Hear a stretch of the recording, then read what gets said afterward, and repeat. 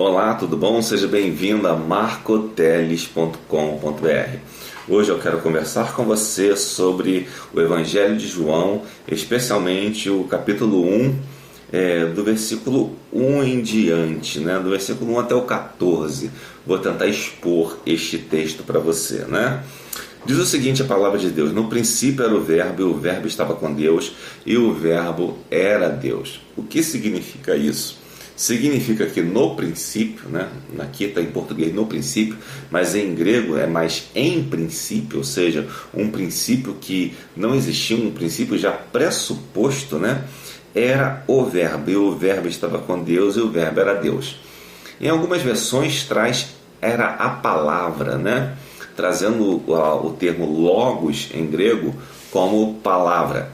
Entretanto, o termo logos em grego, ele tem muito mais a ver também com a questão da razão, o discurso, a coisa natural das coisas, a razão das coisas existirem, Porque aqui João está escrevendo endereçado aos povos, de fala grega, as pessoas que tinham o idioma grego como seu idioma, segundo idioma, especialmente, que era um idioma universal naquela época.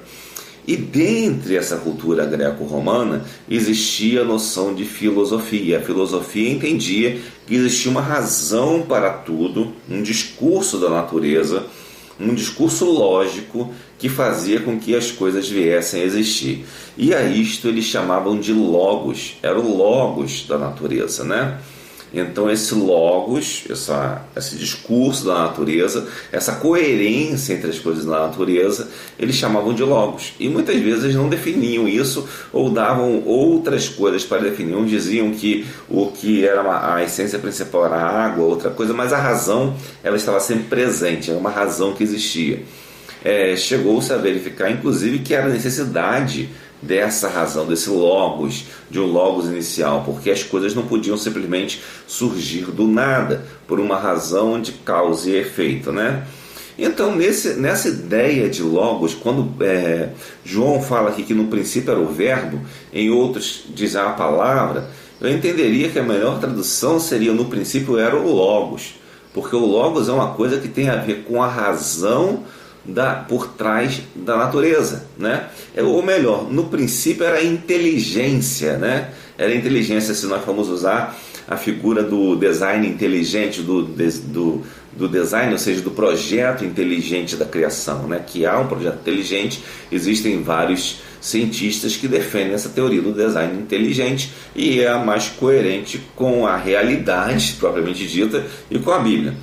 E é interessante que, sendo que no princípio existia o verbo, ou seja, o projetista inteligente, existia o logos, esse projeto inteligente, esse estrutura do discurso, estrutura da realidade, ele diz que esse logos, essa estrutura da realidade era Deus, estava com Deus, Estava com Deus, ou seja, o próprio Jesus está se referindo aqui a Jesus, como nós vamos ver no decorrer.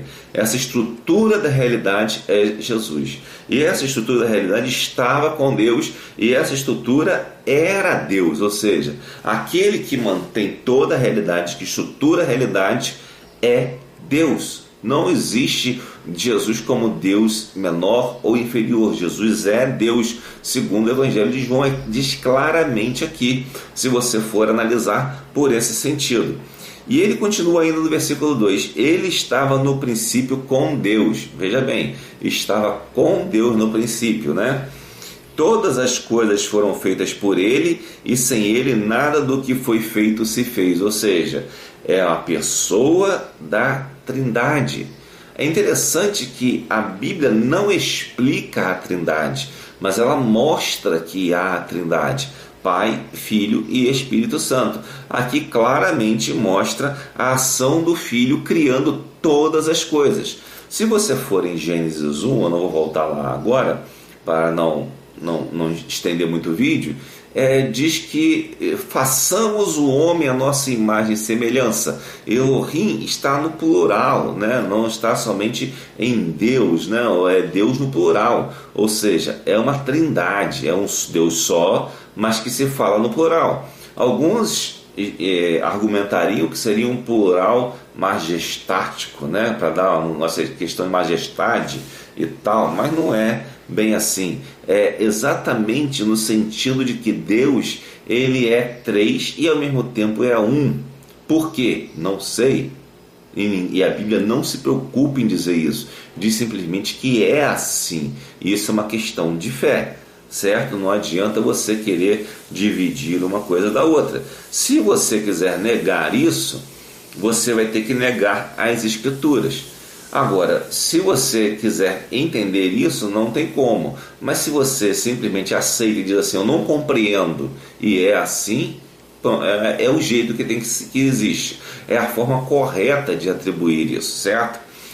E continua ainda, nele estava a vida e a vida era a luz dos homens. Veja bem, em Gênesis, inclusive, disse Deus, haja luz, né? E houve luz, né? Ou seja, Jesus ali também estava atuando, trazendo a luz aos homens, né? Trazendo luz à terra, à criação, né? E a vida propriamente dita, quando a criação da vida, você vê ali a criação dos animais depois da criação da luz, e especialmente também depois da criação da terra seca e ainda depois da criação dos animais, né? E é interessante que a vida era a luz dos homens. Por quê? Lá em Gênesis também diz o seguinte, façamos o homem à nossa imagem conforme a nossa semelhança, plural novamente, e dando luz aos homens, ou seja, Jesus é a vida dada ao homem.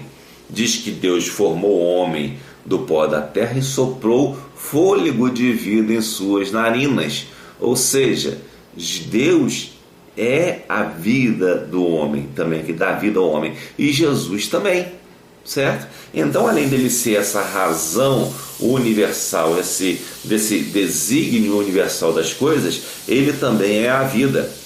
E continua dizendo, e a luz resplandece nas trevas, e as trevas não a compreenderam.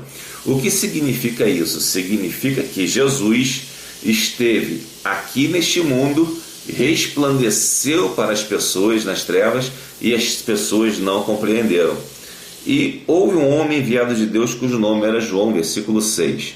João era primo de Jesus, João Batista no caso, e este veio para testemunho, para que testificasse da luz, para que todos crescem por ele. Não era ele a luz, mas para que testificasse da luz. Ora, João Batista veio como um precursor, veio como o maior profeta de todos os tempos, né? Anunciar a Jesus, mas ele não era o Messias. Ele vinha anunciar o Messias, que é somente Jesus, não haverá outro Messias. O que vier depois é anticristo e não servo de Deus, certo? Então é interessante que João ele foi encaminhado para preparar o caminho do Senhor, aplanar as suas estradas, as suas veredas, para que aqueles que viessem já estivessem com o coração preparado para ouvir a Jesus. E João não era a luz, mas ele falava da luz, e inclusive em outros momentos, quando nós continuarmos o estudo em João, nós vamos ver que João diz, não sou eu, é ele que vocês têm que seguir, ou seja, Jesus. No versículo 9 diz, ali estava a luz verdadeira que alumia todo homem que vem ao mundo. Estava no mundo e o mundo foi feito por ele, e o mundo não o conheceu. Veio para o que era seu e os seus não o receberam. É interessante que Jesus veio exatamente para o povo de Israel, o povo que foi escolhido por Deus para receber a revelação do Antigo Testamento. Entretanto, os fariseus recusaram Jesus, né? Abandonaram Jesus, esqueceram a luz que Jesus é de fato, e apesar de poderem ser iluminados por Jesus, recusaram e recusam até hoje o poder de Jesus em suas vidas. Ou seja, são homens que viram a Jesus e que disseram, que pediram para crucificá-lo, e disseram que caísse as desgraças, né, da morte daquele justo sobre eles. E é interessante que os fariseus existem até hoje, tá? Os fariseus, são aqueles que tomaram conta do culto judaico e que jogam as pessoas contra Jesus e que falam muitas mentiras, né? Jesus disse que estes, né, vão para o inferno e que quando fazem um prosélito, ou seja, um discípulo, fazem para que ele vá 2 vezes mais pecaminoso para o inferno, ou seja, cada vez piora a coisa. Portanto, não creia muito em misturas de culto judaico com o cristianismo. Isso não existe, tá? Cristianismo é outra coisa, tá? Nós somos, sim, a revelação completa. Eles estão com a revelação pela metade e não aceitam a revelação completa, certo? Então vamos lá. Mas a todos quantos receberam deles o poder de serem feitos filhos de Deus, aos que creem no seu nome, os quais não nasceram do sangue, nem da vontade da carne, nem da vontade do varão, mas de Deus. Ou seja, você que não é judeu, que não é filho de Abraão, que não nasceu da vontade de um povo, de uma etnia, digamos assim, de um povo específico, né? Você tem o poder de se tornar filho de Deus. Mas como? Crendo no nome de Deus, recebendo a Jesus como seu Salvador. Se você recebe a Jesus como seu Salvador, você se torna servo do Deus Altíssimo, certo? Então é isso que João está dizendo aqui, que esse Jesus que criou todas as coisas, né, que estava no princípio de todas as coisas, e que é a luz que te dá vida, que te sustenta vivo, esse Jesus, ele está aqui e quer fazer com que você encontre a verdade a cada dia, certo? E ele dá poder para que você seja feito filho de Deus, assim como a mim, como a todos nós. E o que você quer ser? Você quer ser servo de Deus ou quer ser revoltado contra Deus? Muitas pessoas se revoltam contra Deus, querem ser pessoas que não amam a Deus, que desistem do amor de Deus. É necessário que façamos o contrário, que venhamos a nos curvar à vontade de Deus e aprender qual é a vontade de Deus para nossas vidas. E diz o seguinte: o Verbo se fez carne e habitou entre nós, e vimos a sua glória como a glória do unigênito do Pai, cheio de graça e de verdade. Versículo 14. Você pode ver a glória de Jesus hoje.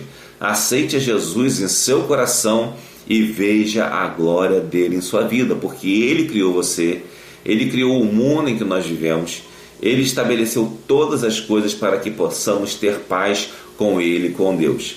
E esta é a mensagem de hoje em marcoteles.com.br. Que Deus o abençoe.